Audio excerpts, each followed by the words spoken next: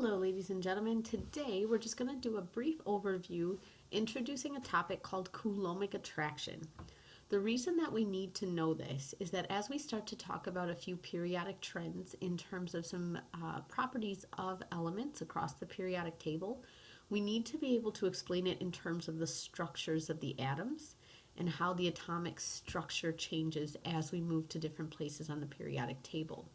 This concept of Coulombic attraction will be a great piece to fall back on as we try to explain some of those trends. So here, let's together read through the why. Coulombic attraction is the attraction between oppositely charged particles. Ooh, don't want to use that one. There, that one doesn't cover up the text. For example, the protons in the nucleus of an atom have attraction for the electrons surrounding the nucleus, so opposite charges attract. This is because the protons are positive and the electrons are negative. The attractive force can be weak or strong. In this activity, you will explore the strength of attraction between protons and electrons in various atomic structures. So think of it like a magnet. A lot of this can compare back to oppositely charged ends of magnets. Hopefully in your life you've had an opportunity to maybe use a magnet to stick something to the fridge or kind of work with how the magnets affect each other. Opposite ends will be attracted towards each other. In Model 1, we see that as I increase the distance between the positive and negative charge, the force of the attraction goes down.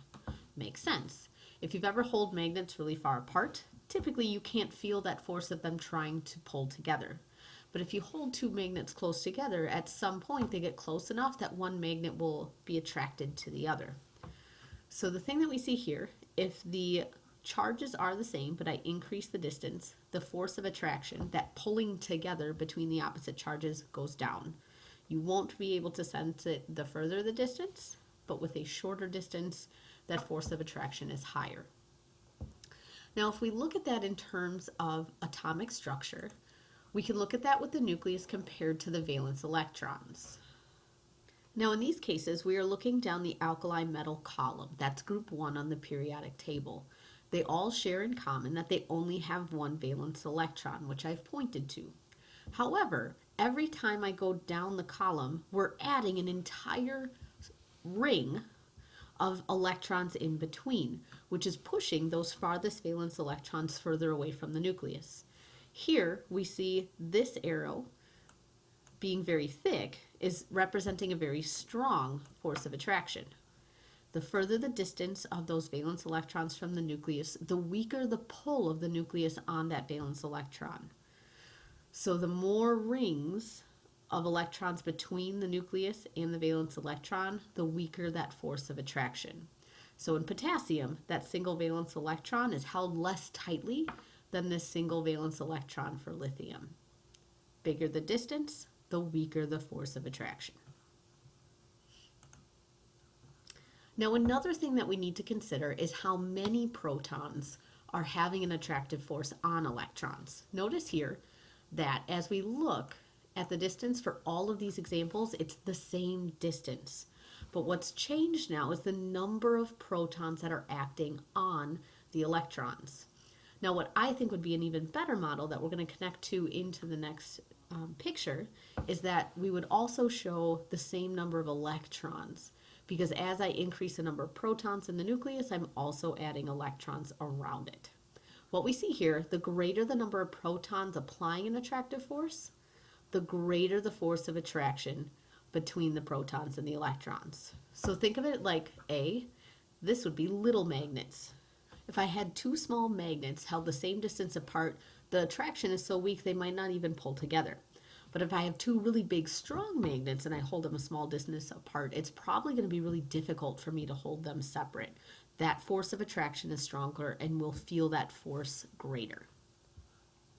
That will apply to the way that we see things change as we go across a period. So sodium is in group 1, aluminum is in group 3A, and chlorine is in group 7A. But they are all in period 3. You'll notice that their valence electrons are all the same distance away because they're all in the third energy level. But what's happening is that as I go from sodium to aluminum to chlorine, Not only am I adding electrons, remember that there are more protons in the nucleus.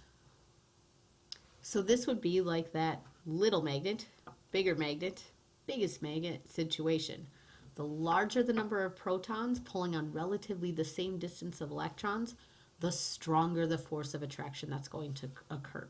We see that again here with the thicker arrow representing that stronger force of attraction.